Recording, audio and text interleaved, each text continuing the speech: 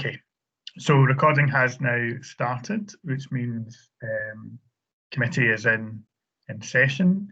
So we'll begin this morning with apologies for absence. I have not been advised of any apologies for absence for this morning's meeting, Councillor. Okay, thank you very much. Are there any declarations of interest in respect of any items this morning? No? No. I'm going to rely on Ron and the team to just, if anyone's trying to come in, because I can't, as I say, I can't see the conversation. So if you do want to come in, as always, if you use your raise a hand function, I can see some folks on the screen and others I can't, so Ron will just keep an eye.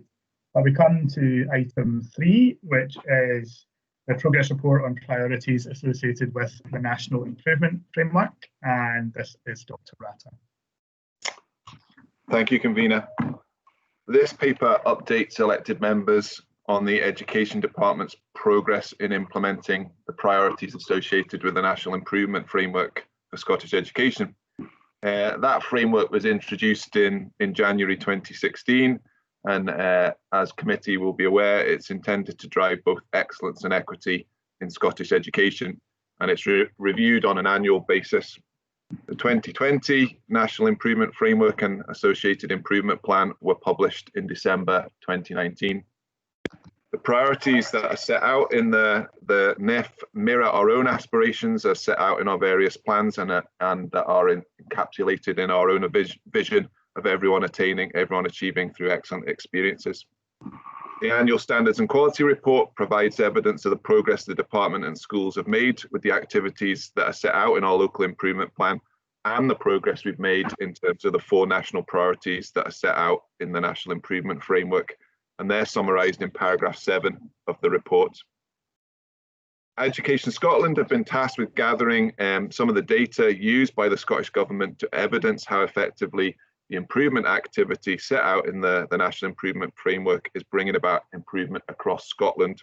And part of this information involves asking local authorities to provide high-level, evidence-based evaluative comments for the key themes associated with the NIF and improvement plan. Given the context this year, in terms of COVID, local authorities were also asked to provide an overview of their initial response to supporting children, families and school communities throughout the crisis. And a copy of the East Renfrewshire response is attached as Appendix 1, which is page 7 onwards of your papers. Paragraph 10 details the various sources which were used to provide evidence for the report. Overall, the Education Department has made strong progress in implementing the priorities associated with the National Improvement Framework. Paragraph 12 of the report highlights some of the key areas, and I would just particularly draw out the improvements in literacy and numeracy attainment in the senior phase and the proportion of leavers attaining vocational qualifications and in positive destinations post-school. However, the Education Department is not complacent and we remain focused on further improvement, and details are provided in paragraph 13 of some of the ways we're seeking to do this. Details are also included in relation to the initial response to COVID and the need to address the learning loss as a result of the school closures. Elected members are asked to note and comment on the Education Department's progress in implementing priorities associated with the National Improvement Framework. Thank you, Convener. Thank you very much, Mark. Can I invite anyone who wants to have a comment or question just to indicate?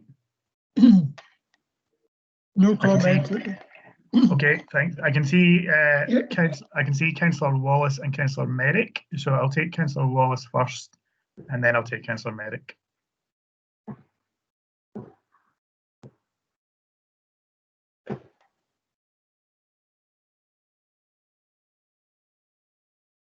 I think Councillor Wallace may still be on mute.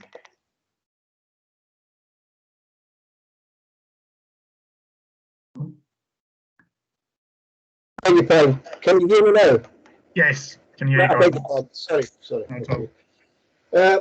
Just some of the vocabulary here, kind of sort of fluffy stuff that you normally get from the HSCP reports. This new experiences under the challenges and next steps, just in that first paragraph, can you expand on that at all? Am I looking at the right thing here? National Improvement Framework. It's on page 7, challenges and next steps. There are plans to support schools to adapt their curriculum to reflect the loss of learning due to school closures and delivery of new experiences. I'm just curious as to what the new experiences are. Okay, Mark. The focus there is really on making sure that our learners, I suppose in terms of the recovery, it's tied into that literacy and numeracy, making sure that we're really delivering that we're addressing that learning loss going forward, but linking that to other aspects of the curriculum. So we've asked our schools to make sure that they don't focus on trying to do as much as they might do sometimes, to make sure that in terms of those areas where the children and young people might well have missed out over the last 3 or 4 months, they're able to progress that going forward. So, Sorry, Councillor Wallace, do you want to supplement? yeah, thanks, convener. If I just come back, I'm still slightly none the wiser as to. It's just to understand. Can you give me a typical example of what a new experience, an additional experience that's going to assist our youngsters to try and get ahead of what they lost during COVID? Thanks. Thanks. Mark? I was just trying to find the bit that Councillor, is it page 7 of the report, Councillor? It's page 7 of the papers. Yeah.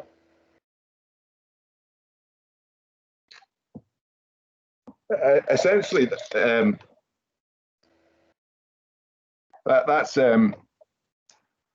that's picking up the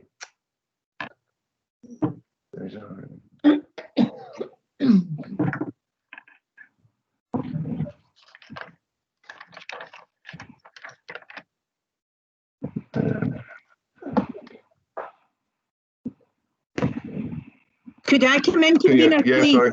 Sorry, my connection is terrible this morning, so I think I've got a delay on my end, and I'm finding it hard to keep track of the meeting, so apologies from my point of view.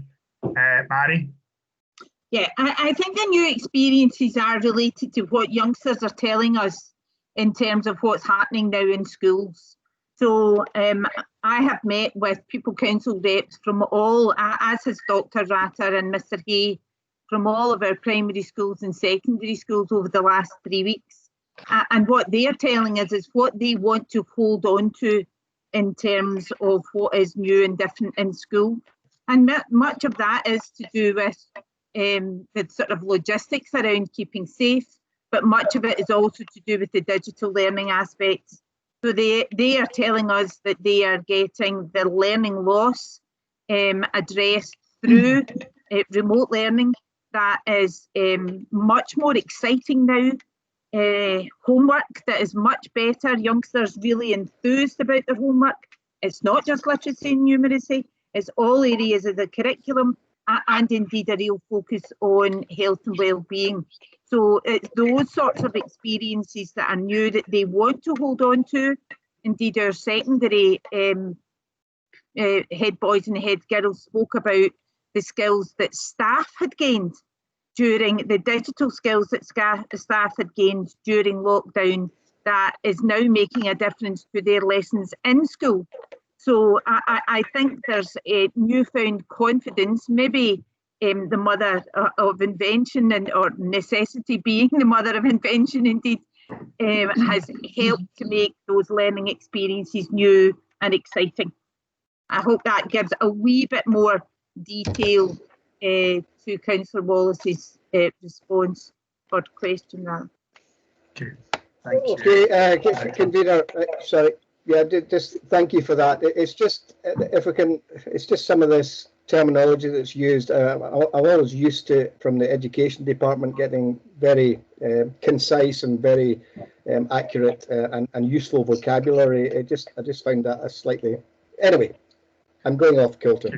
I think though, if I could come back on that, I think though that the terminology and of course the audience of the submission is for Education Scotland, and therefore for an education expertise sort of background rather than elected members. But we'll take that on board, and for any future such meetings, maybe the appendix is not necessarily necessary, and certainly much more of a summary or an executive summary that would be in more layman's words would be more appropriate, and we'll take that on board for the future.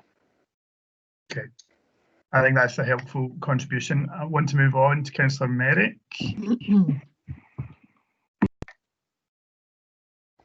Thank you, convener. Yeah, I think it's a very strong report. I just wanted to talk about a couple of little bits in each of the areas, or a couple of the areas. So the improvement in attainment, particularly in literacy and numeracy. And I noticed that we said that the average improvement in reading age is 2 years. I think that's a phenomenal number. We've heard recently that some children start school and they can be a whole year behind, which is a terrible percentage at that age. But for an average improvement of 2 years, that shows something really good has been going on, yes. And the other one I wanted to mention was about closing the attainment gap. And I think some of the ways that that's done are really quite innovative and clearly making a difference. And that's perhaps one of the best things that we're doing at the minute, keeping the bar still as high, but bringing the gap closing up. So that's again, extremely well done. And the last bit I wanted to mention was, not that I'm skipping over young people's health and well-being, that's another very important area, but the improvement in employability skills and sustaining the positive destinations. And that's going to be hammered with this pandemic, unfortunately. I don't know what we're going to do in the years ahead, because it doesn't appear that there will be the same opportunities that education and so on can tap into. But I wondered if you had any thoughts on that one. Thank you. Thank you, Councillor Merrick. Dr. Atta? No, I think, Councillor Merrick, you raise a very good point in terms of the sort of future leaver destinations. And we are continuing to work very closely with our schools and with our partners. We're meeting regularly with Skills Development Scotland and looking to try and make sure that the information that they are giving us in terms of labour market intelligence, that we're looking to fully utilise that. We're trying to work with the young people so that they've got the appropriate skills when they come out, making sure that they're aware of the different opportunities. You'll be aware that there's additional money that's being provided in terms of the youth guarantee, and we're looking again to work with our partners in economic development to make sure that we fully utilise that. So that will look like, I suppose, a number of different areas. One is, at the moment, is still in the sort of bid stage, but we're looking to provide that support for transition, particularly for the vulnerable young people. Some of the sort of coaching and life skills in that way, and also trying to look at the contribution that modern apprenticeships can play. So you'll know that we've seen an increase, particularly in the number of young people taking part in foundation apprenticeships, and that we've had a number that have made use of modern apprenticeships over the years. So looking again to see whether the youth guarantee can help us support that approach. So trying to make sure that we've got a number of different themes that we're taking forward to support our young people when they go through. And obviously part of that, as you mentioned earlier, was making sure that they've got the very best attainment, so that again they can access further education and higher education post-school as well. Thank you. Thank you. I can see Councillor Bamforth's hand. Thank you, Chair. Yeah, it's a great report, lots of really good information as to where we go from here and what we've achieved so far. I was particularly pleased about paragraph 14 when it was mentioned the engagement with the vulnerable, or as HSCP now likes to call it, valuable children, because I know that was a concern that we had right at the very start, that they weren't engaging. So I was delighted to see that we managed to improve on that substantially. I'd like to ask a question about the closing the attainment gap, though. It's mentioned in page 11 about the kit bag sessions and using the PEF money for family wellbeing workers, which I think is great, because as we all know, getting the family on board is the best gives the child the best possible chance of attainment. But I just wondered what these kit bag sessions were. I'm presuming it's for younger children, because I noticed further on, and we'll obviously discuss that later, when it's mentioned about the mental health of the children, it mentions supports for age 10 and above. So are these kit bag sessions facilitated through the family welfare worker? Is that for children aged 10 and below, or is it for all children? And could you elaborate slightly on what it actually is? Sure, I'll maybe ask Mrs. Collins to come in at this point. Thank you, Convener. Yes, they are a resource that has been developed in collaboration with family wellbeing workers, Councillor Bamforth, and it's basically a resource that has lots of activities that strengthen parental relationships with their children. So some things that will be obvious, like games and activities, but others that maybe explore feelings, reactions, behaviours. You said I did, sort of, and then this happened, and they're for primary school aged children. The older pupils, they work more directly, so do the younger, but the kit bags are for those who don't necessarily need that. They're not at that crisis point, but there is signs that some early intervention with the family will strengthen the parent and build the parenting capacity, especially around emotional well-being. Thank you. Could I come in? Yeah, I mean, this is also brought up, I think, in St John's Primary School. They were very keen to tell us at a Pupil Council Directors Forum about how they had used the kit bags with each other. So it's not just with families, but looking at the relationships and really helping youngsters to express their feelings and emotions.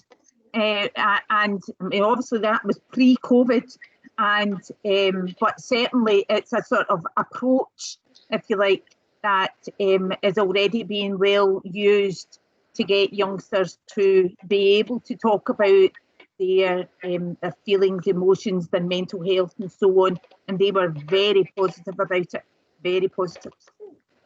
Thank you. I'm glad to hear that, because as we know, apart from the attachment that Mrs. Collins spoke about, the emotional regulation is something that really needs worked on before they get to, and hopefully never get to, crisis point. So no, that's very reassuring. Thank you. Okay, thank you. Are there any further comments? I appear to have my participant list back. I see Councillor Wallace again. Thank you, Convener. I think Councillor Merritt was quite right to point out about the literacy and numeracy and this 2-year improvement in reading age.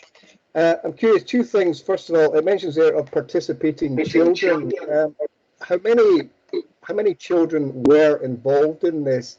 And second to that, is it a voluntary sort of tie-in, or is it something that youngsters are asked to do? Thank you.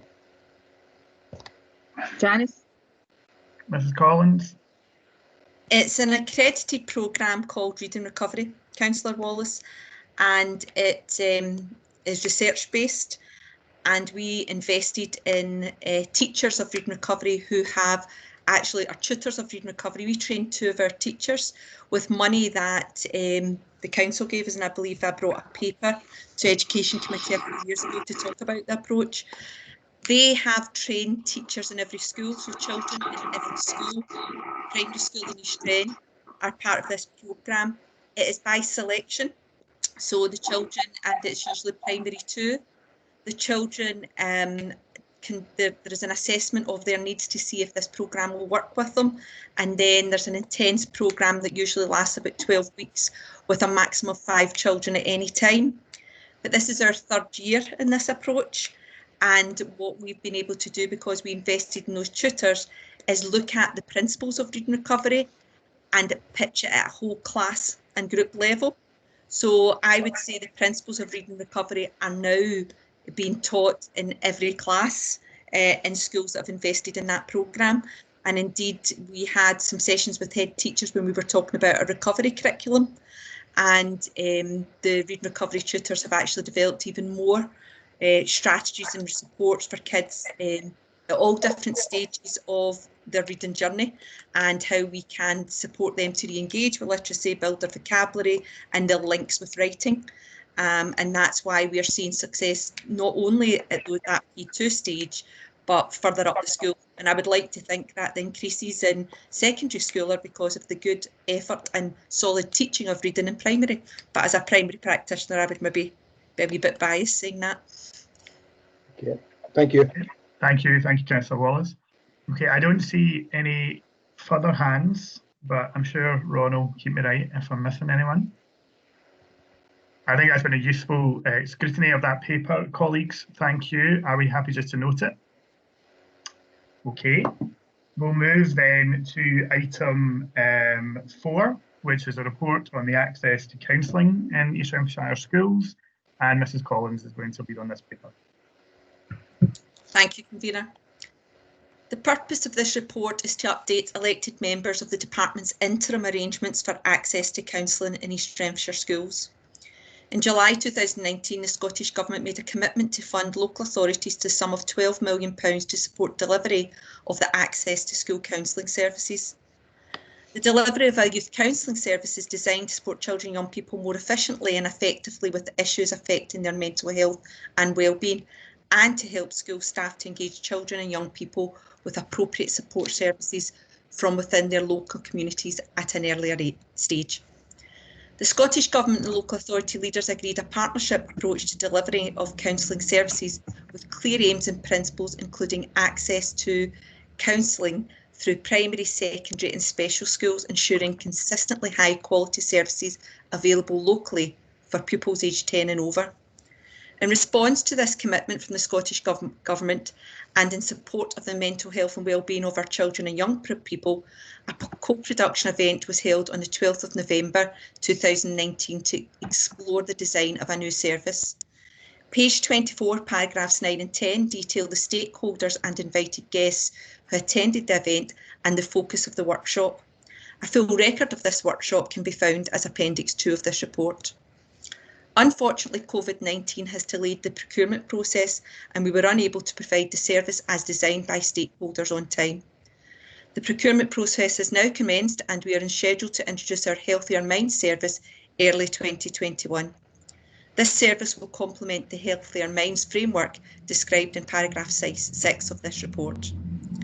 In response to this delay, senior education officers met with staff and pupils to discuss alternative interim arrangements for session 2021. Paragraphs 13 to 17 detail these arrangements and the introduction of what we will call a recovery team. The interim arrangements described will be available for the academic session 2021 and will overlap the new Healthier Minds service when it's introduced early 2021. Elected members are asked to note the Department's arrangements for access to counselling in schools for session 2021. Thank you, Convener. Thank you, Mrs. Collins. A very important paper and a very helpful update to the plan. I'll invite comments and questions. Councillor Bamforth. Thank you, Chair. Item 15 particularly interested me about the 2 members of staff being funded to go through COSCA training. I know that usually takes around a year though, and they've got to do so many voluntary hours and things to build up their experience. So my first question would be, is there something that you've got in place whilst they're doing that? I think it's really a great idea and I'm delighted to see it. I noticed from the previous paper, and you're also doing the mental health first aid, which is an excellent course as well, having done it myself. And the previous paper, 32 teachers are assist trained as well, which I've done that too. And they're all equally. I think it's great that you've got such a spread of different strategies to help young people. But I just wondered what you were doing until these costs got trained. Will educational psychologists become involved with the children that are deemed appropriate for support in that way? To go back slightly to my point the last time, it mentions on page 27, counselling services should be available to secondary school pupils, primarily and primary, for pupils aged 10 and over. So is that the under 10s will get this kit bag? Is that going to be the method of supporting them? I'll take the last point first. I think the kit bag would complement it, but no, that it's not about you get that, you get that. It will be very much that schools and young people will be able to refer into a hub, and we will have that blended strategies and approaches, and it'll be whatever's best for that young person at that time. So you'll notice we've doubled the youth counselling that we access from RAMH. So those youth counsellors young folk in primary schools will be able to access them for the first time. We also have the family wellbeing project that's the kit bags, so that will be accessed through that. We've been able to second someone from CAMS who are going to be part of the team as well, which will be able to give that clinical advice. But the recovery team leader, she's been appointed, and she's comes from a health promoting background, and I think prevention and the safeguarding of your mental health is a very strong strategy as well, and too often we go straight to that clinical model. So she will be able to support with resources and advice around that. And the teacher member that's been seconded, they will be extending that mental first aid training, and that will happen immediately. But they will also be training young people on a mental health ambassador programme, because what was very keen from our young people is that sometimes they don't want to go to another adult, they want to go to their peers. So there's going to be a whole different blended approach and lots of strategies. Our ed psychs are involved just now with young people whose mental health or any need prevents them from learning and engaging in school. That will not stop. This is not a replacement service.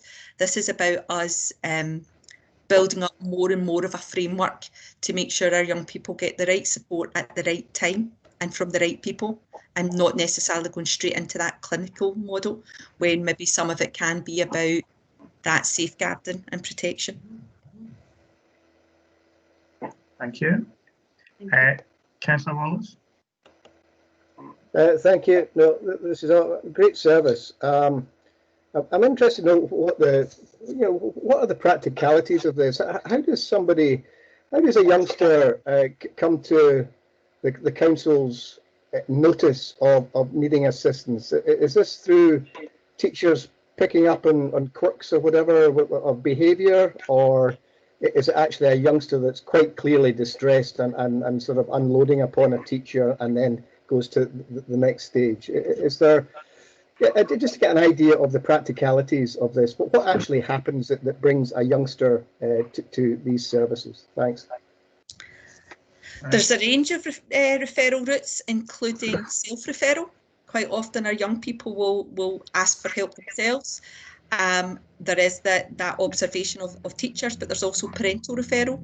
I know, for example, through the family wellbeing service, that goes through the GP referral as well. So at the moment, the mechanism for accessing our youth counselling is a hub model where all referrals go in there.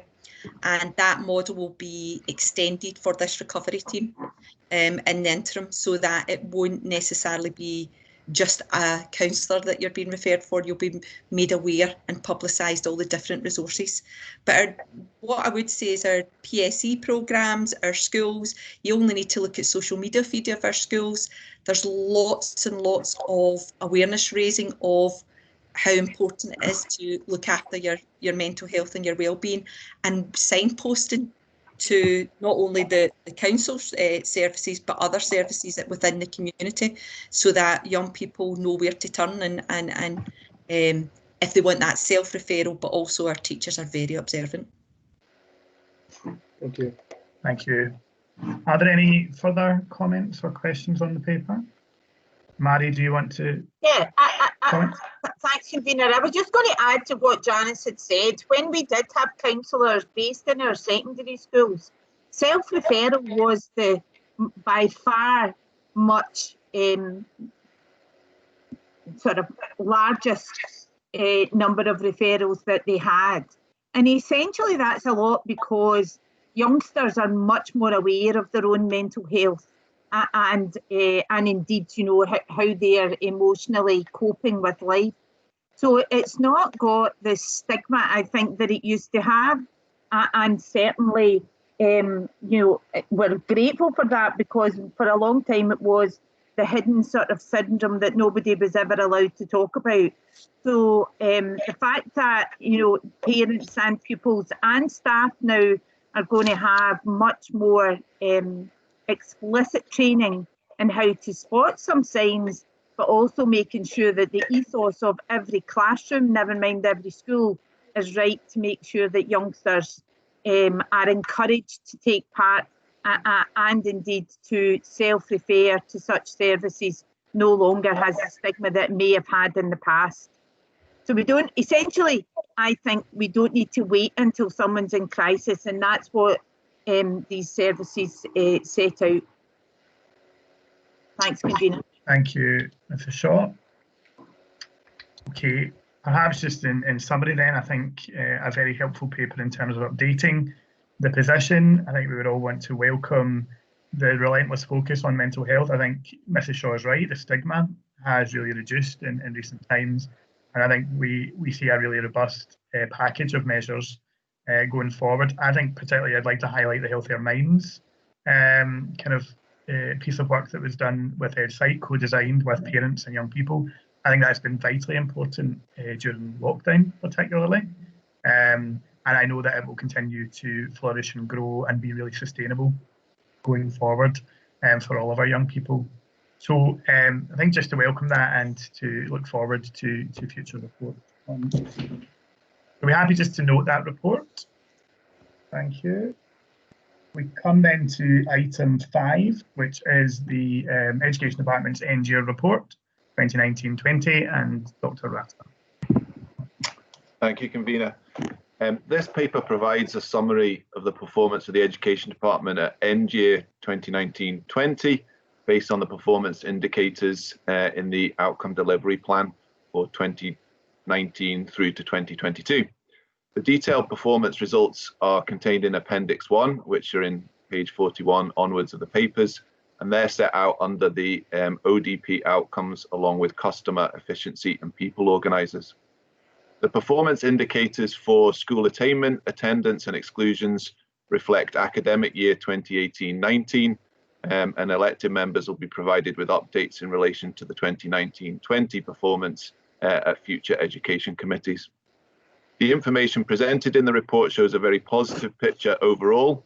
Key strengths are highlighted in paragraph 6, in particular the very good performance in terms of attainment, exclusion and leaver destinations, the very high satisfaction levels with East Renfrewshire schools as expressed in the citizen panel and parental questionnaires, and the progress prior to COVID-19 pandemic with the capital projects for the expansion of early learning and childcare to 1140 hours.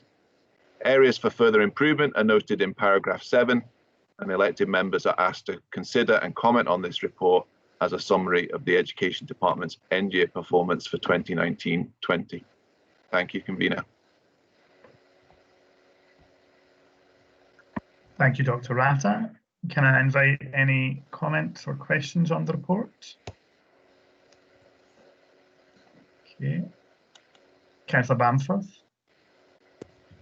Thanks, Stuart. Can I just ask a question about page 67? It's about future steps and where we're going ahead. And there's some in Appendix 1, the indicators and where we hope to go. And there's some quite ambitious targets, which, I'm delighted about in some ways, but I'm also a bit concerned about some of our children being able to increase. to attain some of these targets. However, so most of them are increasing targets, but the percentage of children, percentage of leavers achieving 5 or more wards at SQF level 6 or better seems to be the only one where we've reduced a target, yet every other target has been an increase, and some of them fairly substantial, almost 10%. So I'm just wondering if you could clarify why that is reduced, and two levels lower. We've got the SQF level 5 an increase. So in S4 or thereabouts, we're looking to increase the SQF level 5 attainment, yet in S5 we're looking to lower it. I'm a bit confused by that, but I'm sure there's a good explanation for it. Well, Dr. Latta. Could I just clarify, Councillor Bamford, did you say page 67? I think that is. Yeah, it's on Appendix 1. Is that related to the West Partnership Plan? Sorry, I'm sorry. When I'm flicking through in my computer, sorry, my other screen, I've gone. It's jumped ahead. That's so my fine. That's apologies. fine. I'll come back to that next time. Yeah. Sorry. Yeah. No, I'll bring you in at the appropriate point, Councillor Wallace. Thank you, Convener. Convener, you'll be well aware of your experience as part of the audit and scrutiny last session. It was coming around to the efficiency in people, which is on page 46. Just to make sure I'm on the right report here, yes? Okay. Yeah. First of all, the efficiency, the payment of invoice. Now, I appreciate that this is not education based and that this is an education committee, but there's two things I'm particularly concerned, as you may recall from the full council meeting, about money's been tied up in the council that should be out there, customers being paid, money getting out of our coffers into the wider economy. So this payment of invoices, this has been ongoing for years, and we've been told that, oh, don't worry, there's a new system coming in. But then we find here that maybe the new system is the problem. I wonder, this is one of two questions, Convener. Could we answer that one first? Is that possible? Thanks. Yes, I'll let you back in. Mark? Sorry, just to make it clear what the question is. The question really is, why are we so far behind, and what are we doing to try and rectify this? Thank you. I think Miss Morrison should be. Thank you, Councillor Wallace.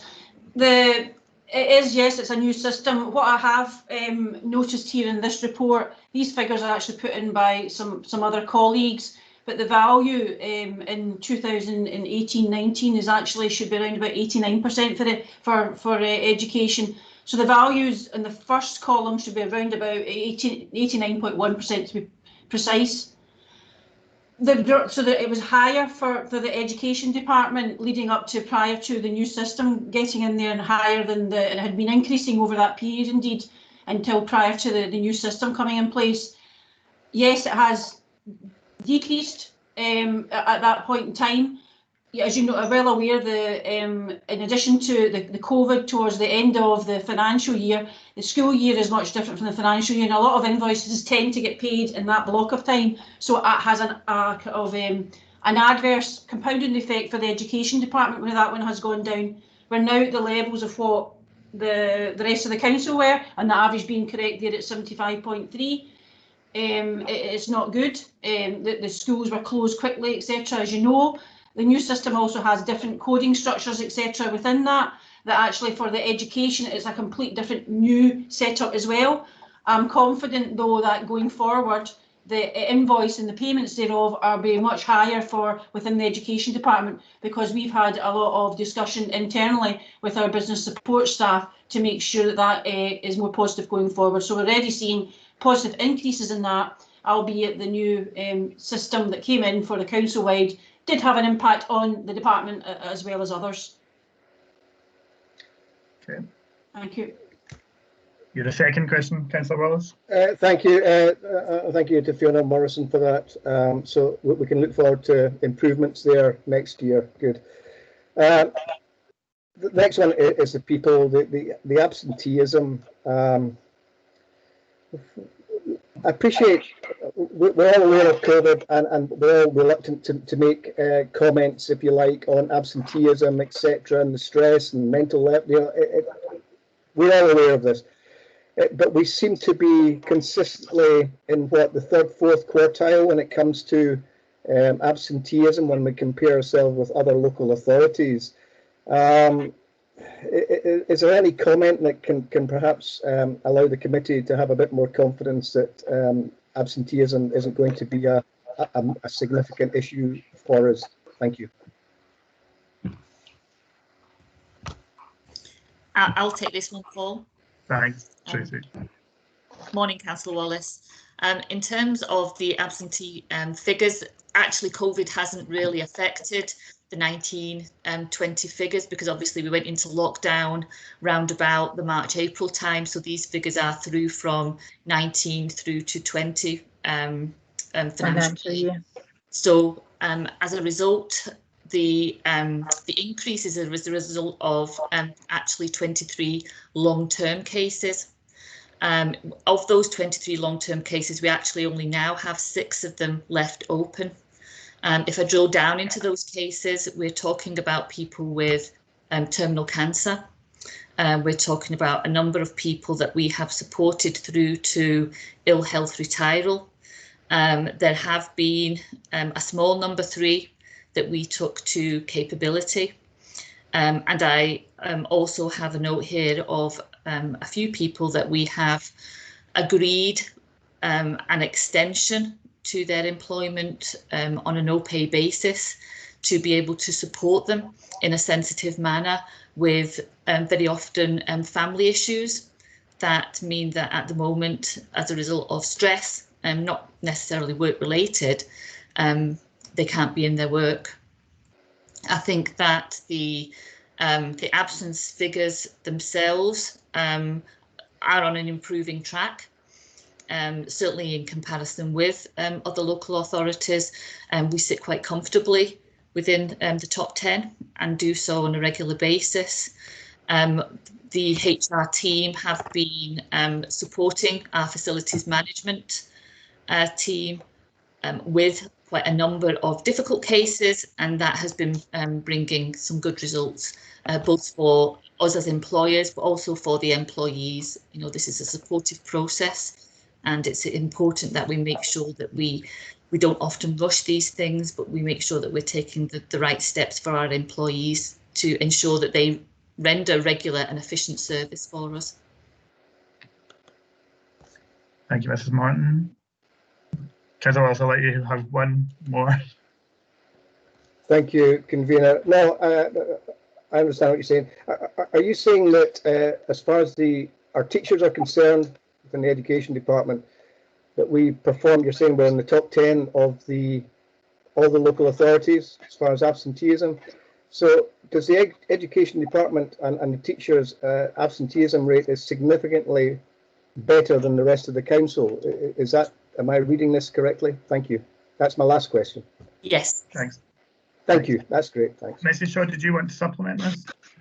Yeah, I did want to distinguish just what Councillor Wallace and what Mrs. Morton have done between teaching staff and local government staff. And I think what you also, if you think back to when we had manual staff as well, most people in the local government group within the education department sit within facilities management. They are the lowest paid members of staff in the whole council, and we'll see that in comparison with other local government staff on similar levels of salary. So I think though this year, and I was hurriedly trying to find what our projections were for this year. I haven't managed to find them yet, but we'll be able to get them to you, Councillor Wallace, for the first and probably second quarters of this year, so that you can see the improvements that have been made. But what I would also say is the council has taken a different approach to the targets. So the targets that sit there for 10.8 were pretty blunt, I would say, and not very sophisticated. What we have done now as a council is had a look at each different group of staff to try and make those targets a bit more intuitive and a bit more related to those staff, rather than one for the whole council, where you would get very small numbers, for instance, in the chief executive's department, who are all white-collar workers and would have sort of not very much of an impact on the council-wide average, if you like, and big groups of staff like facilities management or those who work in refuse collection, for instance. So there are sort of improvements being made to the target setting itself. Of course, the overall report, though, will sort of continue to sort of gather all local government and all teachers together. But essentially what we're seeing just now are very high levels of attendance post-COVID. Thank you, thank you for that, convener. It's just, is there a possibility that the education department can teach the rest of the council how to improve on their absenteeism? Thank you. Education is our watchword. Yep. Thank you for that. I'll take Councillor Merrick and then Councillor Buchanan. Thank you, convener. I just wanted to talk about how high the targets are, particularly for attainment, and almost all these are met, and where they haven't been, they're within a whisker. And it's good that we actually do really challenge ourselves, because these are phenomenally high numbers. But also, if we look at page 44, and there we see the gap reducing to, significantly between the most deprived, the least deprived, and the most deprived, and that's a phenomenal thing to see. And there's been a lot of talk about absenteeism, and I wanted to mention just a little bit about that, because what we heard behind the figures is almost individualising what's going on. Not that I think the numbers are that desperately high overall, but I wondered what might happen next year, because teachers are in the front line here, so to speak. They can't socially distance that well. They can a bit, but not like the way we could socially distance right now, because they've got to be there in front of the children. And a lot of them must be feeling a little bit nervous, apprehensive, all the rest of it. So that's an added pressure on teachers this year in particular. And I wonder if we're going to see more people sick, more people with that added stress, as if there's not enough already on our teachers at the minute. Just wanted to note that. Thanks. I think Mrs. Shaw and the team have been meeting with groups of staff to explore some of these issues as well, Councillor Merrick, around the return and the recovery. But I think it's a fair point, and certainly one we would note. Thanks. Councillor Buchanan.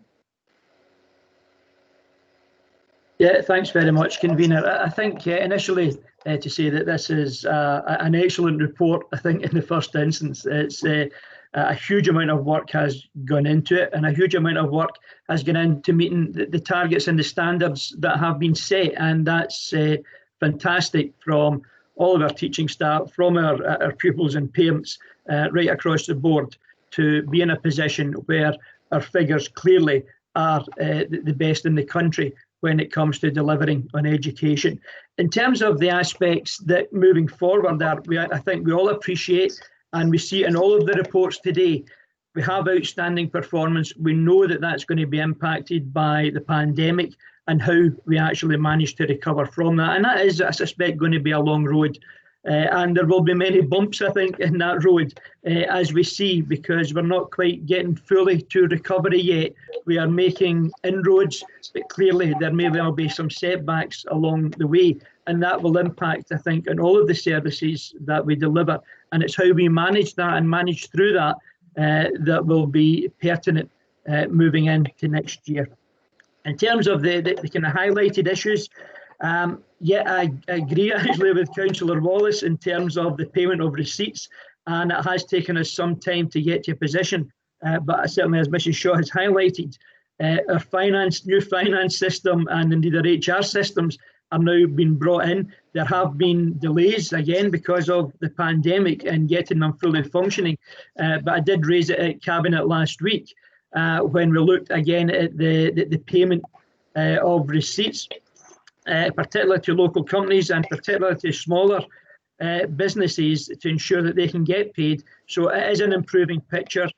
Things are starting to move in a more positive direction, because clearly that was an issue as to why we were bringing in new systems in the first place. There was a lot of disparity in terms of receipts being paid. So hopefully now with the new systems, we will move towards getting them done much more efficiently and much more effectively for everyone's benefit. In terms of absenteeism, it is always very difficult. We know that across our schools, our education department and teachers, our figures have always generally been very good.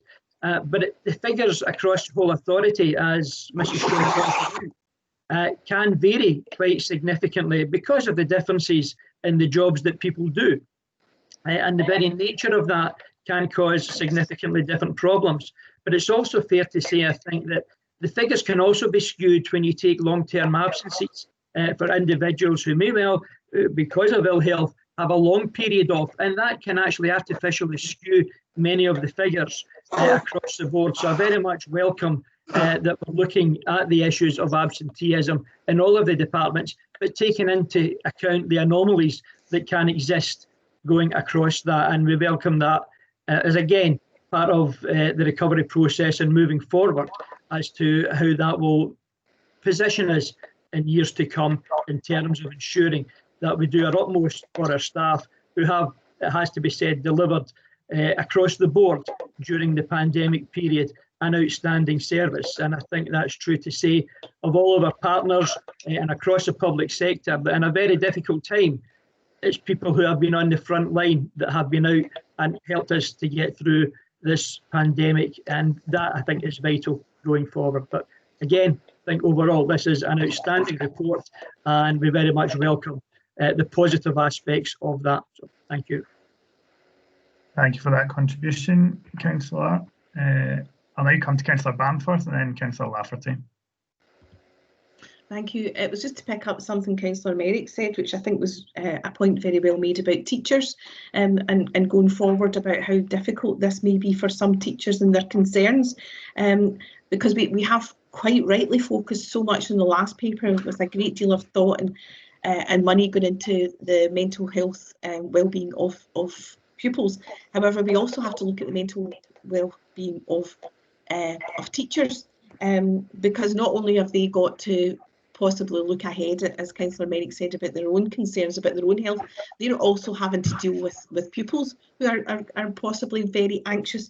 And I just wanted to pitch in for Place to Be, who are offering, and I don't have a declaration of interest because I don't work for them or have any connection with them, but I know they are offering free mental health champions course to 50,000 teachers because of these issues. And I just wondering if we are kind of promoting this kind of facility for teachers or anything else around teachers to like you talked earlier, Mrs. Collins, about preventative work rather than waiting until things happen, which hopefully they won't. But you know, just to prevent teachers going, it is a very, very difficult situation for anybody, but as we've already said, they are literally on the front line.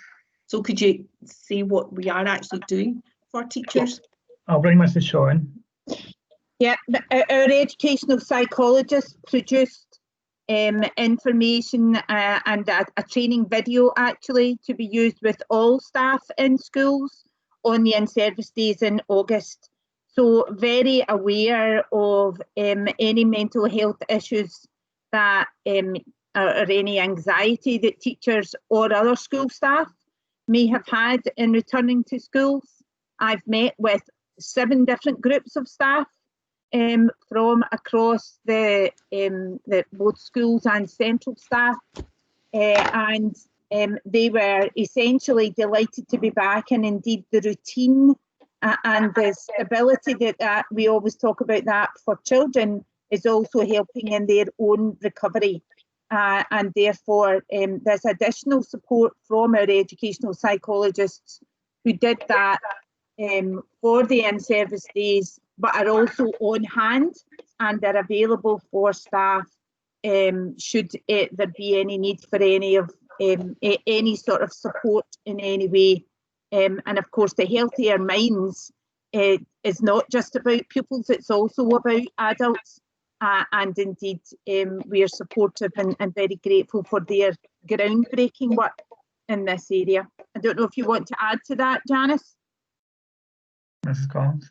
No, I think you've covered it. The video was a sort of meet everyone, but each member of staff throughout lockdown got access to daily briefs from the department, which had a range of signposts to a range of health and wellbeing resources for themselves, but also for them to have one-to-one sessions with our educational psychology team, and a significant number of staff took up that offer, even just for a chat. And indeed, the forums that Mrs. Shaw talks about, some of our shielding staff were, in particular, were really anxious about coming back, and they actually highlighted the support that the psychology service provided as being exceptional and really supporting their return to work. So, but with any sort of service that's offering free or whatever, we will of course consider that. Thank you. Mr. Morris has indicated he wants to come in, so I think I'll maybe take him at this point, just on this issue, and then I'll come to Councillor Lafferty, if that's all right. Aye, thanks, convener. No, I mean, it's just in the back of the comments that a number of our councillor colleagues made there with regard to the welfare teachers. This obviously is a huge concern going forward for everybody, really.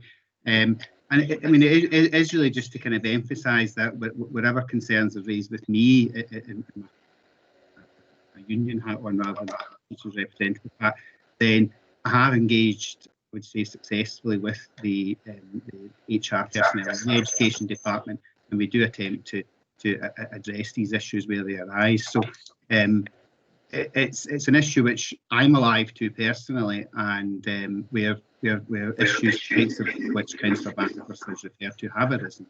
I would say there is successful working to try and address those issues which are. Thank you very much, Mr. Morris. I know that has been a priority for the trade unions and their members in terms of health and wellbeing and mental health and wellbeing, and certainly continue to advocate that strong partnership approach, and very much agree with that. Councillor Lafferty. Thank you, Leader. You promoted me there. Pardon? You've promoted me there. I'm only convener this morning. Sorry, wishful thinking. So that's the next time. Oh no, he's back. Hello, Tony. I love you. It was just really comment, and rightly people have been identifying exceptional pressures that have been facing our teaching staff. But I'd just like to support the views expressed by some of the colleagues here.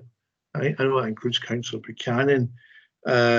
The local government staff in education, I think we have to recognise that certain demographic pressures that affect their work. The vast majority, I believe, are women who have given loyal service over decades. However, as time goes on, there are health problems associated with ageing, and I just ask that we recall that and remember the pressures on all of our staff. Thank you. Thank you for that contribution. Okay, I think we've had a good discussion there around the paper and a good scrutiny. And we're asked to just note the report. I mean, I think just to summarise, I think it is a very good report. I think, again, all of these NGO performance reports are being presented in the context of the latter part of the year being completely unusual because of COVID. And we know the work that's gone in terms of recovery, but we also know about all the other issues that still continue to drive us forward and will continue to be a priority for us moving forward in the years ahead. So thank you for the work in the report, and thank you, colleagues, for the scrutiny. If we can move on then to item 6. We have the report on the Regional Improvement Plan for 2019-2020 on the West Partnership Improvement Collaborative.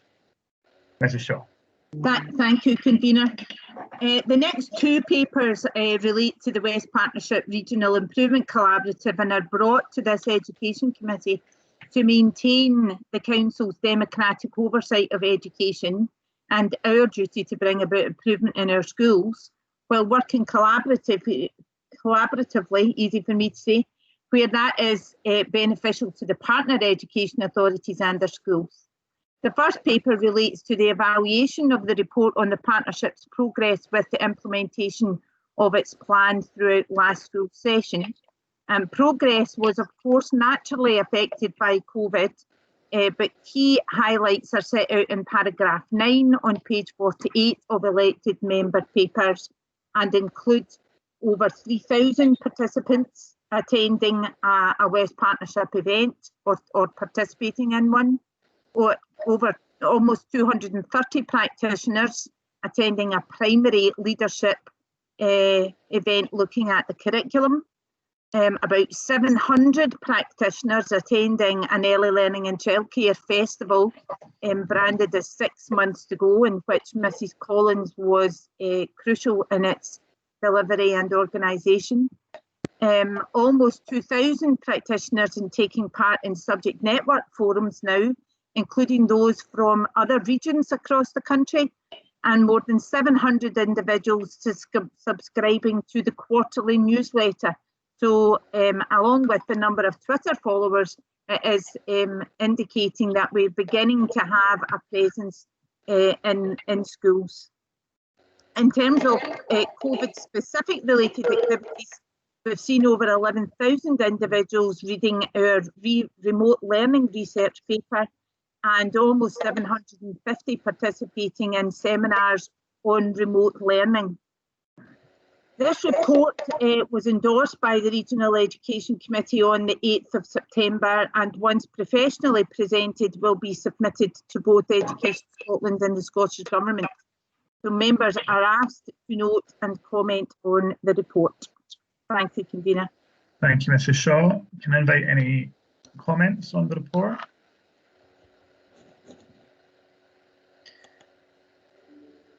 Okay, I will take Councillor Wallace and then Councillor Bamforth. Thank you, convener.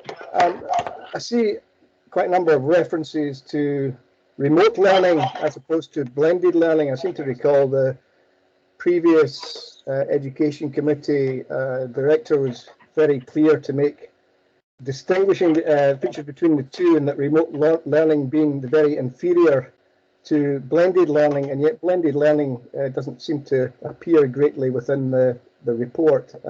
So am I picking up something wrong here? I'm just curious again to see that this blended learning is being pushed through. Thanks. That's a shot. Yeah, happy to take that. I think blended learning has become a wee bit of a poison. Oh. A brand, sorry. We lost you there slightly. Sorry. Yeah, just before you said poison chalice, I think. You just said poison and then tailed off. I think it's a tarnished brand, if I could put it that way. And indeed, because it's sort of indicated that children would only be coming back to school 1 or 2 days. And indeed, throughout lockdown and since schools have returned, we have used, in East Renfrewshire, we have used the terms remote learning or home learning rather than blended learning. And you're right, Councillor Wallace, there is a difference. Remote learning is happening outside of school. You could say it's happening now, and that's the way that some schools are using the digital sort of facilities and skills that have been developed to address learning loss. And as I'd said earlier, I think with the first paper in terms of better homework experiences and so on. But indeed, when children are told to self-isolate because there may be a case, then they are being provided with remote learning experiences, because blended suggests some time in school and some time at home, and that's not the case, obviously. So we're just trying to bring a wee bit of, I suppose, consistency in the language that we're using, and talking about remote learning, and West Partnership is doing likewise. Okay. Good, thank you. Councillor Bamford. Thank you. Now I'm on the right paper because I've found the right page. Yeah. two screens is not always working well for me. So it was just to clarify on page 69, those two statistics about achieving 5 or more awards at SQF level 6 and awards at SQF level 5, how one we have quite an ambitious target and the other one we have a reduction in target. And one other quick question, on page 63 it mentions diversity training. Is that something that local authorities choose themselves to roll out? It's just available and then they get to choose how much of it or how little of it that they take up? Okay, I'm going to take Dr. Ratter on the first point. I think actually, convener, these relate to item 7 rather than item 6. Am I right? I think page 69 relates to the plan as opposed to the report.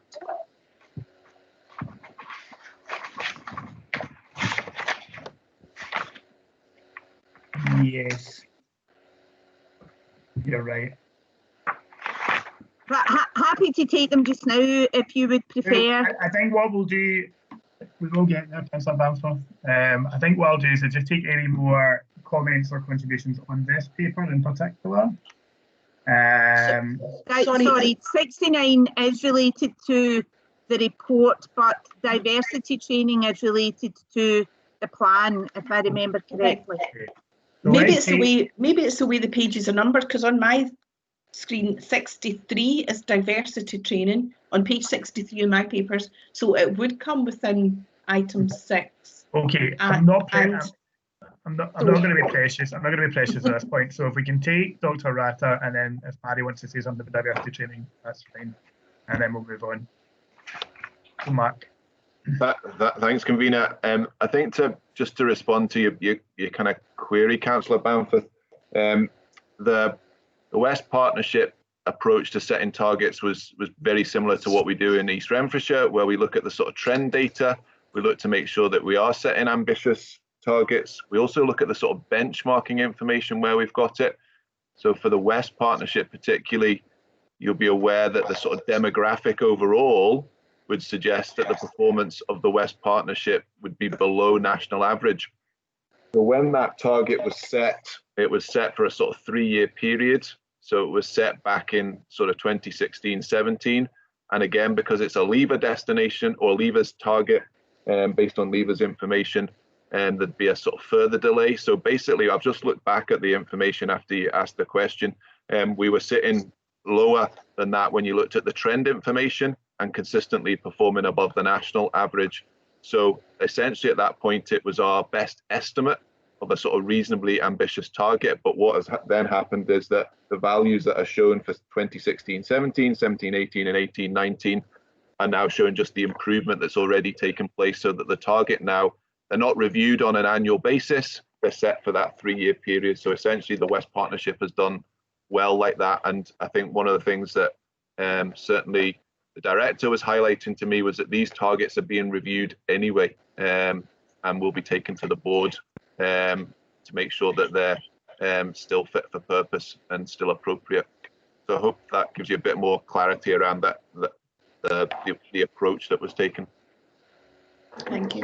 Thank you. Mrs. Shaw, do you want to comment on the diversity training? So the diversity training, it relates to a report, a national report that was published, I think, in 2018, almost 2 years ago, by Professor Rowena Arshad on diversity in the teaching workforce in Scotland's teaching workforce. And it relates to the lack of representation, if you like, of the diversity of Scotland's population within the teaching workforce, and gives some recommendations. And we decided to tackle that together within the West Partnership. I think both Glasgow and East Renfrewshire obviously having huge diversity in its resident population really led on this. And we have developed, we seconded someone to support that and develop that training package. Mrs. Morton has also developed our own action plan for East Renfrewshire, but essentially it is about promoting teaching as a profession within the diverse communities, because at the moment it's not seen as an attractive, in fact it's seen a bit sort of lower down the pecking order, if you like, as opposed to youngsters who maybe want to, or families who want their children to go into medicine or law or accountancy indeed. So we're taking action to try and make sure that we promote teaching as a profession, to make sure that our teaching profession of the future relates to more diversity indeed. I think one of the things that we particularly put forward within East Renfrewshire was really looking at how we might be able to attract more a more diverse workforce into the early learning and childcare workforce. And I'm not sure how. I think we've been a wee bit successful in that, but we're at the start of the journey essentially. Thank you very much. Councillor Buchanan. Thanks very much, Convener. Yeah, I think, colleagues, I'm delighted to see the report and the results in this report, because if we recall going back when the regional collaborative was first being discussed and first being set up, there were a number of concerns. There was a number of concerns that it would in some way be a race to the bottom, that the areas involved, as Dr. Ratter touched on earlier, would theoretically, because of the makeup of the region, start to be lower than the Scottish average, if you like. But I think what this report shows is that the outstanding work that has been done through collaboration, through the sharing of best practice across all of the authorities, because each authority has been able to contribute, because everyone had their high points and what they were good at. And I think bringing all of that together, and particular thanks to our own senior staff, in particular Mrs. Shaw, who had led on that collaborative, shows that that sharing of information and that cohesion across the region has benefited everyone. And I think it's no surprise, certainly to me, that the results are as positive as they are, and the improvements achieved and attained have been quite significant. And I very much welcome the report, not only for the report as it is for the improvement plan for 1920, but going forward, because I very much hope that we build on that. The report touches on where we want to take the collaborative to, and that's about sharing that best practice, but about ensuring the excellence across the board, and that there is equity, and indeed that experience and empowerment that everyone can gain from is beneficial to all of the area across the regional collaborative. And I think that's where it has worked particularly well, and has shown that that method of cooperation going forward brings everyone up to the top and improves standards across the board, and that's very much to be welcomed. So thank you. Thank you. I think if I can perhaps then just summarise, I think this is an excellent report. I'm glad that it is here. Democratic accountability is at the heart of what we set out to do when we really, I think, led the shaping of the regional collaborative. I serve obviously on the regional education committee with the other education conveners. It has become, I think, a really robust committee in terms of its scrutiny and the reports that it receives. And then obviously we have reports like this at our own education committee, which we can scrutinise and interrogate as well. And I think that ensures that level of protection of our local democratic right to run education and to scrutinise the work that's done. And I think, again, just paying tribute to the input of all of our officers, not only from the senior leadership team, and obviously Mary has played a huge role, but actually head teachers and deputy head teachers and teachers themselves, who've been really involved in driving forward a lot of the work and the sharing of best practice and things like that across groups.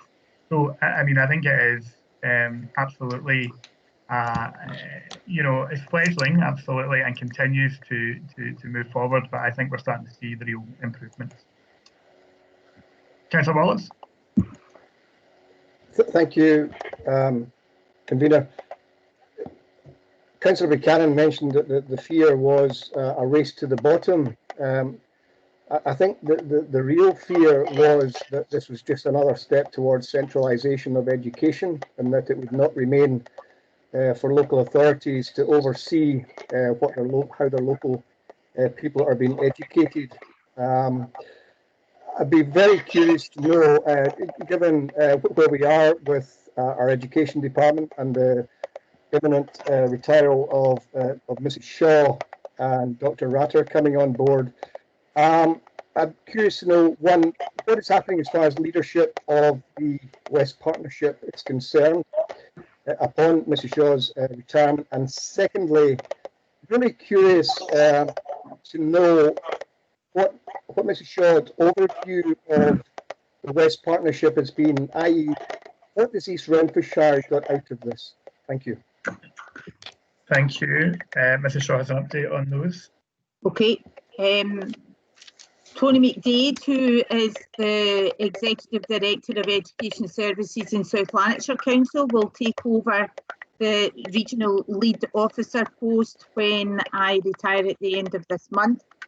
And Tony is very committed to the West Partnership and has made sure that both his officers and his schools are sort of key participants.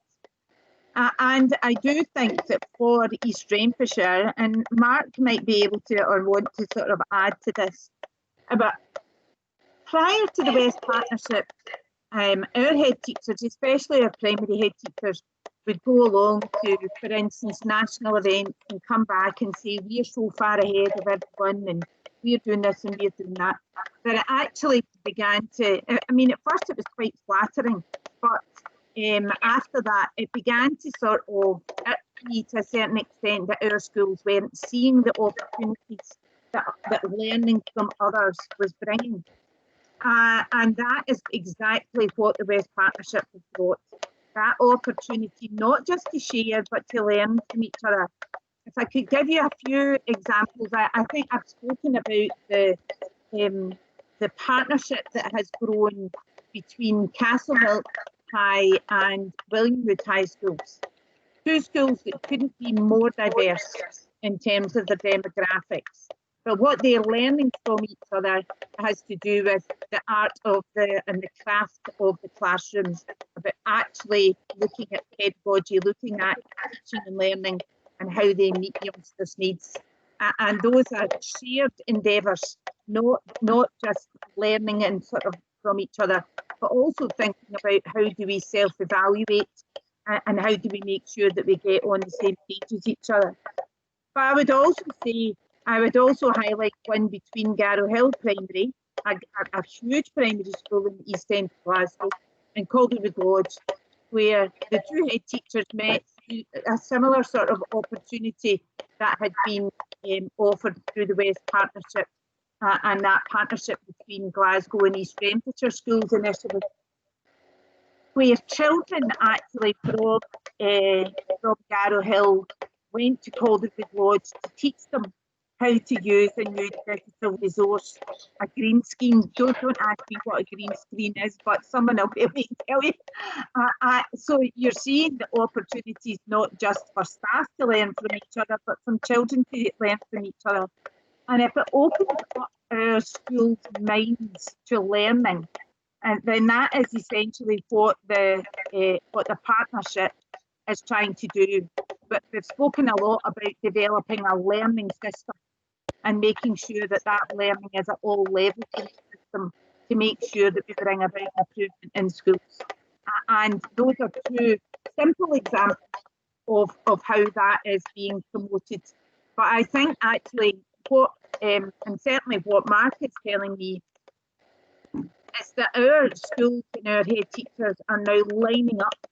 There's a queue for some of the things that have been offered by the West Partnership, and where people can't get on. So leadership as a team, and what we're offering this year is an opportunity for head teachers to get together in what are called learning sets, and where those are opportunities for you to.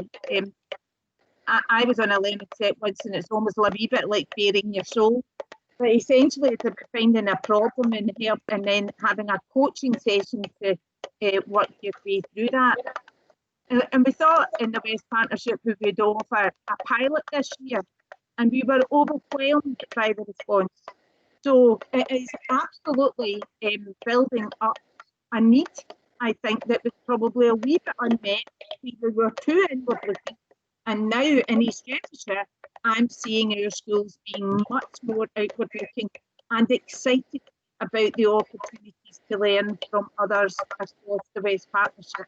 And indeed, now that we're also bringing in those who are interested from other regions more nationally.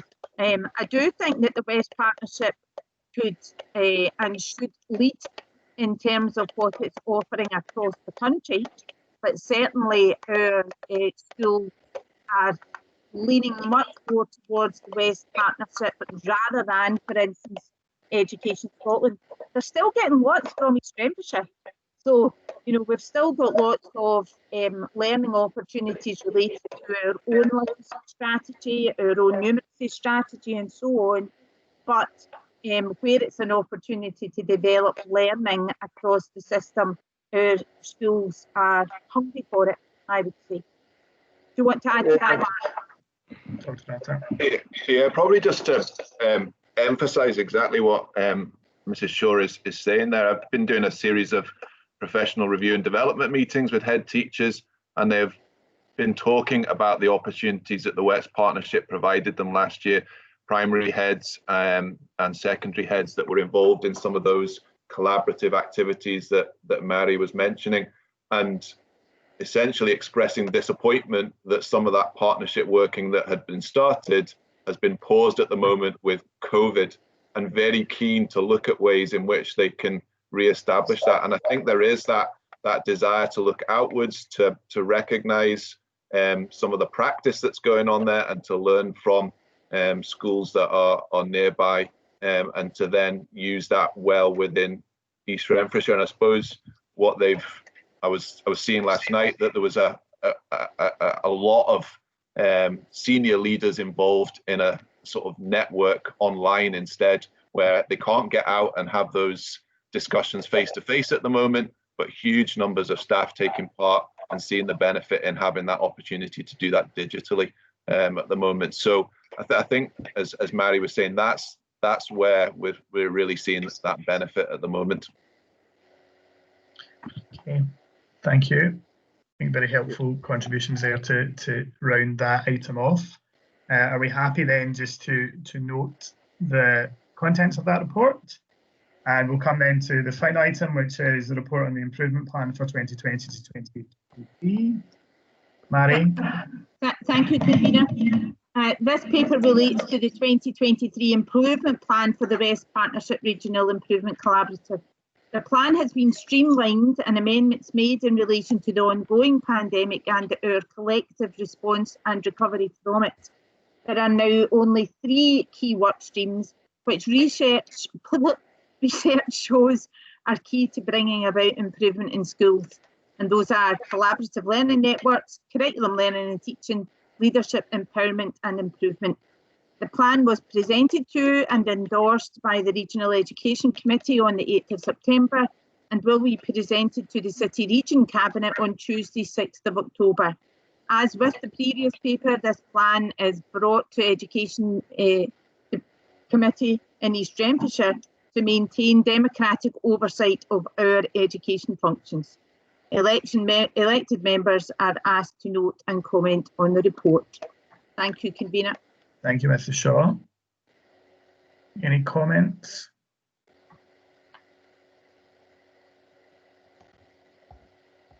No. Okay. I must say, you have let Mrs. Shaw off very lightly on her last report ever to an education committee. So if we're happy to note that report, I would just like to make a few comments this morning, as this is the Director's last Education Committee before she retires. I think perhaps the first thing to say is that we meet for the first time since we have gone through the appointment process for Mary's replacement. So I would like to offer my warm congratulations again to Dr. Ratter, to Mark, who will take Mary's place as Director. And we'll have a good time to begin to scrutinise and work with Mark as a committee in his leadership of the department. But today I really want to pay tribute to Mary for her amazing work, not just as Director of Education in more recent times, but her 19 years of service here in East Renfrewshire, at Mearns Primary as a head of service, and then of course as Director. I think as a committee in that time, and I know that there are colleagues on committee this morning who've known Mary in this capacity for longer than I have, but certainly I have always found her to be helpful, reliable, well-informed, willing to share information with elected members, and viewed anyone on this committee, I think, as a partner in the process of improving education across East Renfrewshire. I think I probably first got to know you, Mary, when I was probably a precocious young man at school, when you were a head of service. But I've come to know you particularly well in these last few years as convener for education, and of course before that as vice convener. We've been through a huge amount of change, I think, in your tenure as director, and this committee has helped to steer that, not least building new schools, whether that be a revolutionary shared campus between Calderwood Lodge and St Clair's, or whether that be a brand new school, the first brand new school we've created here in East Renfrewshire at Maiden Hill, or whether that be the ambitious plans around 1140 hours. There's been a huge amount of work done to transform the school estate and how our schools work and operate. We've done a huge amount in terms of learning and teaching, continuing to drive up standards, improve excellence and equity. And of course, a huge amount of change in terms of the challenges that have come along, not least budgets, and trying to do as much as we can with ever diminishing resources. And you have led and stewarded that, and been a real, as I say, a real partner for all of us in making those decisions. Of course, your career has perhaps ended in a way that you probably couldn't have ever anticipated, that COVID-19 would come along and you would actually delay your retirement. But I think the delay of your retirement speaks so much about you as a person, which is that the priority for you wasn't your own interests, but actually was the interests of, first and foremost, our learners, our young people, our staff, all of them, ensuring that they were supported, your colleagues, and of course the council as a whole. And your leadership throughout this unprecedented time has been so valuable, because those years of experience, I think, have really helped you to help us all to navigate this crisis. And so I think that's a really nice way to sum up what has been a career of dedicated service, and really with children and young people at the heart of that. And I know that you won't be a distant figure. You'll always take a keen interest, I'm sure, on the work that we do here in East Renfrewshire. And I'm sure we will see you contribute more to public life, I hope, in the future as well, around education in Scotland. I did notice the other day that Lawmere Primary has a head teacher vacancy. So I did wonder if you were now planning to go back to where it all started for you and apply to be head teacher at Lawmere. I wasn't quite sure, but I just thought I might throw that into the mix. But thank you, Mary, and I'm happy to take any contributions people want to make. I'm aware that obviously elected colleagues will have an opportunity at full council to pay tribute, but I'm happy to take other members. And I see Mary McIntyre's hand is up. Well, good morning, Mary. I would just like to tell you all that I was on the panel which appointed Mary to Mearns Primary in the first place. So I take full responsibility for everything that's happened since. Just to say, Mary, you've done a fantastic job. The children have benefited immensely from your leadership, and I just wish you all the very, very best in the future. Thanks, Mary. Thank you. Okay. Councillor Wallace. I think you're on mute, Councillor. Speaking as an opposition member of this committee, can I just say how desperately difficult it's been to try and find fault? Try as I might, invariably Mrs. Shaw casts me aside as she would the likes of me at any time. Yeah, I think just to confirm everything Councillor Kane, the convener, has said there, I've always found you extremely approachable, very, very helpful, and there's no question about the passion you've had for the education of our children. So on behalf of us all here, or certainly as opposing members of this committee, I wish you a very happy and long retirement. Thank you. Thank you. Des? Yeah, thanks, Paul. I'll keep it short, Mary. Just wishing you all the best, and first chance I've had to congratulate Mark as well on his appointment. All the best, Mary. Thanks, Des. Colin? I'll do the same. We'll keep it really short, although you probably could wax lyrical here for a very long time, but I'll spare that. Thanks very much, Mary, for everything you've done. You've been extremely approachable, very professional, all that sort of stuff, and the difference it's made to the kids. That's the measure of it. And not just the kids, their entire families. It has been a force for tremendous good in East Renfrewshire and across the West Partnership, as we heard. So thank you very much indeed for all your dedication and hard work and in achieving what you've achieved. And have a good rest in the meantime. Okay. Tony? You're on mute, Tony. Apologies. Really, just to echo the comments that have been made, Mary, it's been a pleasure working with you, and I know that we will have the opportunity at the next council meeting, so I will keep this short. But I think it's fair to say that East Renfrewshire is in a fantastic position, and a huge amount of that has to go to the work that you yourself have carried out and the position that you have not only maintained but enhanced in the time that you've served as a director, and that is certainly no mean feat. To keep us year after year as the top performing authority has been a fantastic outcome, and we couldn't have decided any better than to have had you as a director. So I wish you all the very best in your retirement. It's been an absolute pleasure, and we look forward, obviously, with Mark taking over in the role. But clearly, he has big shoes to follow, if you like. You have put us in a very good position, and we are all grateful for that. So thank you very much. Thank you. Eamon, I think you had some contributions.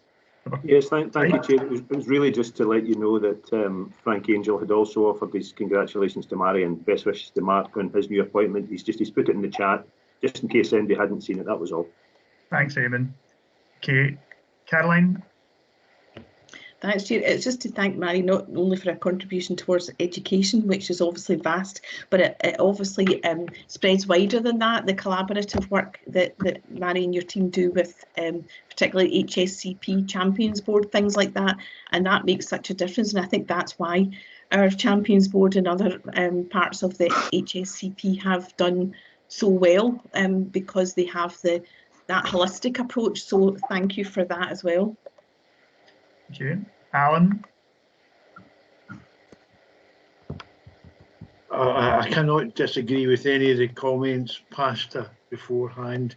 I just wonder, we've got a wee hand at the top which indicates when we want to speak. It would be very handy, convener, if we had a wee one that gives a round of applause, because it's certainly well deserved today. Yes, I think emojis. I think you can put thumbs up, I think, can't you? That's the way to do it. Okay. Thanks, colleagues. I think that's been wonderful. Mary, do you want to? Oh, sorry to interrupt. I was unable to access the question facility here. Be with us. Here we go. Sorry. I really just want to echo what everyone else has said to Mary. Our sincere thanks, Mary, for all you've done, all your support, all the wonderful things you've done for East Renfrewshire. It's been a pleasure working with you, And of course, we wish you every happiness in the future. Thank you. Thanks, Dorothy. Thank you. Okay, I'm going to hand to Mary just to say a few words. I think I had a wee giggle actually when you spoke about my sort of years of experience, and I thought you were sort of relating to my age and how long I've been here. It has been, you know, when actually, Paul, when you said 19 years, I thought, gosh, it's a long time. It's the longest I've been anywhere. And I think that speaks volumes about East Renfrewshire itself. When I applied for the job in Mearns Primary, I basically threw a form in thinking, Mearns will never take me. They'll never take wee Mary from Blantyre as one of your elected member colleagues called me. But I remember someone saying to me, actually a resident of East Renfrewshire who was a head of service in North Lanarkshire, and he'd said, parents are parents, Mary, and it doesn't matter where they live. They want the best for their children, and if you deliver the best for them, what have they got to complain about, essentially? So I would say that that probably sent me into that process of selection in a more relaxed mood than I might have been otherwise, because I thought, well, there's nothing to lose really here, is there? So, however, I think it has been the most rewarding time of my career, and yet there are bits and pieces where Lawmuir has got lots of sort of heartstrings attached to it for me, because I think your first headship is always important. Mary will back that up, and so would Janice. But it has been a real privilege and honour to work in East Renfrewshire. It's also been really rewarding. I remember when John retired and we did the first, I think Fiona actually did the first education committee immediately after my appointment and spoke about best yet in almost every aspect of attainment. And I thought, oh my God, the only way is down. So I don't think that we would have achieved as much if it hadn't been about the brilliant team that there has been behind me. And indeed, you know, people like Fiona and Janice and John Fitzpatrick and Marie Kelly and Stuart Allison and so on have all been really super supporters and really shaped me and made sure that when I was sort of, you know, banging my table and getting a bit irritated with folks, that I calmed myself down and didn't react in the way that I maybe would have wanted to. But East Renfrewshire is full of wonderful people, and we lose sight of that sometimes when we get caught up in the small number of people who maybe complain about bits and pieces. And I think we need to remember that there is a vast majority of people who are really happy who do move to East Renfrewshire for the services that we provide. And when you meet with the children that we meet with, and I spoke about earlier in committee, you realise just how what an impact that you do have on those children, how confident they are, and how appreciative they are of the experiences that they get in school as well. And we do have supportive parents and so on, and a really great group of head teachers. And that has been, I think, in my time in East Renfrewshire, we have replaced all of the head teachers in our schools. So, and Tracy will tell you that that's a bit like the Forth Road Bridge. We're never done doing that. But we also have really good partnerships. And I think that that sort of common endeavour about trying to make sure that we do the best for all of our residents, and not just their children, but every single one of us in that corporate approach that we bring. And I think that that comes from your leadership as elected members and making sure that, and I hope you continue to make sure that education continues as the #1 priority. I think your electorate will never let you forget that education is their #1 priority. And I'm sure, though, that the protection that you've offered it will continue in the future. So what I would say, though, is that I'm leaving you in excellent hands. And I remember being I think I'm a different person and a different leader now than I was when I took on the role of director. And it's not until you sit in that seat that you actually experience what it's like. There's no one to pass the buck to, and there are still times that my stomach churns when things happen, and you think, gosh, what are we going to do about this? But I know Mark will be a very different director, and but he will bring his own style and his own stance, and I'm sure you will support him well. You are being left in really excellent hands, and not just with Mark, but with the team. And of course, you've got the opportunity to add to that team in the near future. So I wish you the best of luck, and I will continue to watch from afar, and certainly I'll make sure that I look very closely at the attainment, and of course take all of the credit if it starts to go down the hill, and I'll just say, well, it's all his fault. Anyway, thank you very much for your very kind words, and please be reassured that I'm looking forward to a real rest on Halloween. Thank you. Thank you, Mary. And that rest is well deserved. And we wish you all the very best. So that concludes Education Committee this morning, and we look forward to seeing you at the next.